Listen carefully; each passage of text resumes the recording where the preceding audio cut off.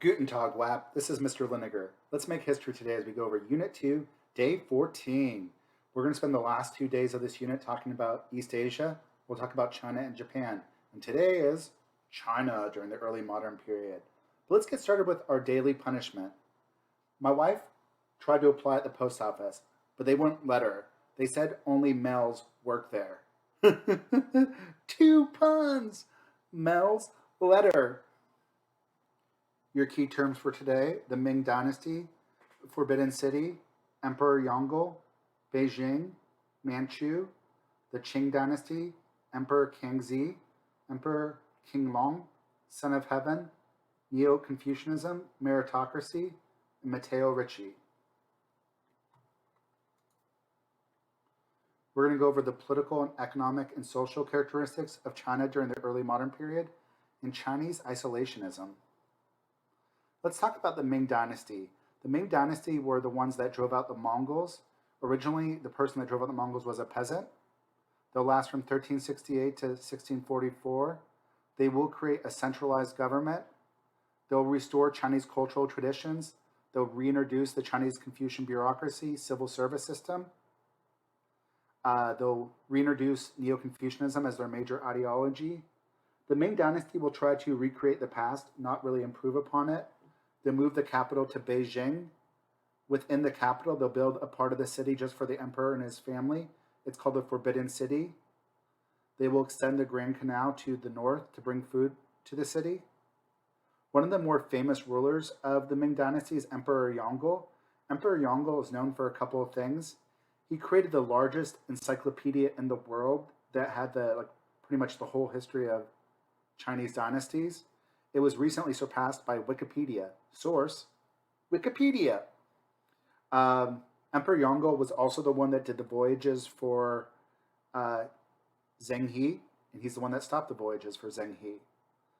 The Ming Dynasty will decline.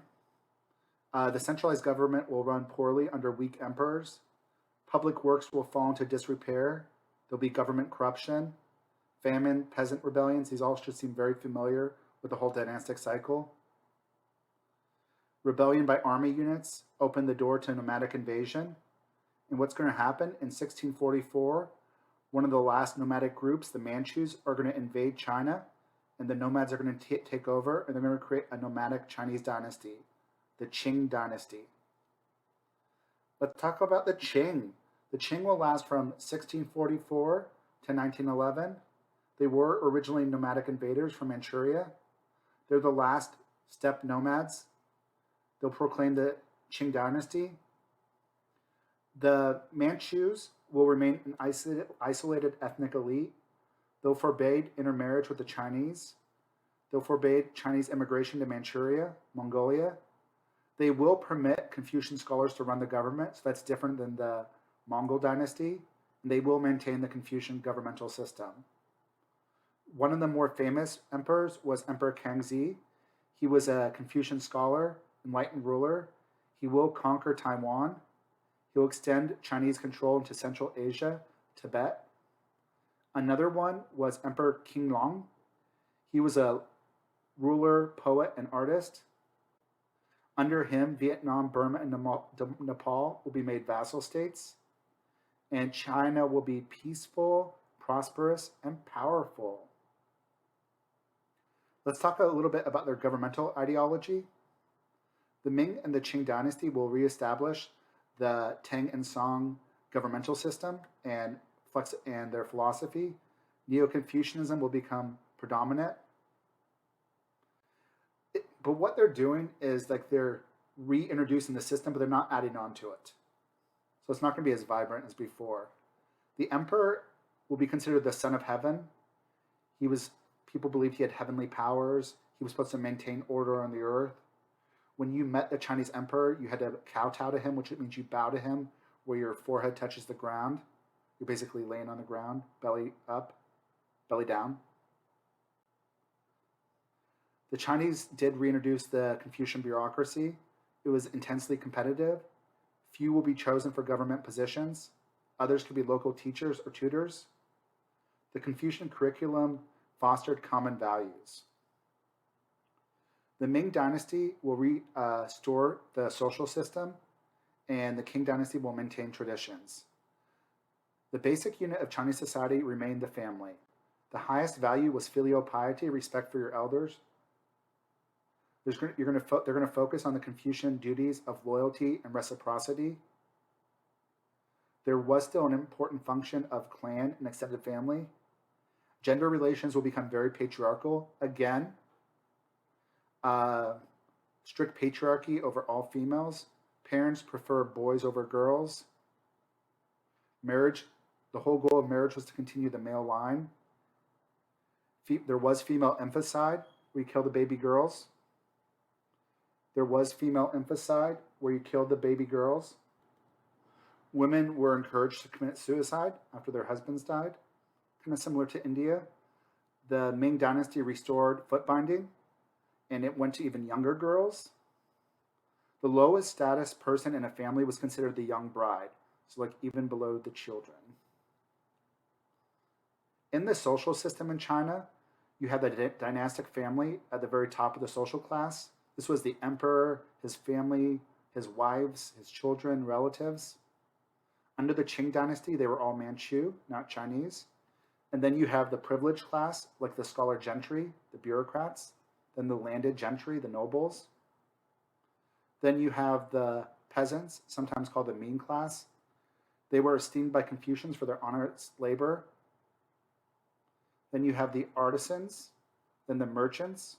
We've talked before about how the merchants had a lot of money but very little social status, as they made wealth through money, and under Confucianism, they were not highly thought of. At the very bottom, you had slaves, servants, entertainers, prostitutes. China will have a population growth during this time. Agriculturally, you'll see intensive garden-style agriculture, which will lead to a larger population. American food crops actually will get to China. Maize, sweet potatoes, peanuts will grow in marginal soils without much irrigation. The population will go from 80 million in the 14th century to 300 million in 1800. Wow. There will be manufacturing and trade, which will benefit from abundant, cheap labor. They'll export large quantities of silk, porcelain, liqueur, and tea. They will import bullion, which they'll get from European nations and other Asian nations. Emperor Kangxi, who was one of the Chinese Qing emperors, will begin a policy of strict limit on foreign trade. He will only allow the Western, like European merchants in the port of Macau and Quzhou. He wanted to limit Chinese contact with them. China and technology. China, along with most of Asia, was labor-intensive economy. The Ming Dynasty was considered technological change disruptive. So they're not going to be like going through technological advances. They won't have an industrial revolution. They thought labor-saving technology would put people out of work. So China will really start to fall behind during this time period. Even though they're very wealthy, like technologically, scientifically, they start to fall behind dramatically, which is very different than how it was previously. Lastly, let's talk about some of their cultural traditions, new and old. There's going to be an increase of popular culture in China. It's going to expand to include novels, romances, travel adventures. We have imperial cultural projects like encyclopedias and libraries. Christianity will come to China. The Portuguese will bring Roman Catholicism in the 1500s. Matteo Ricci was an Italian Jesuit.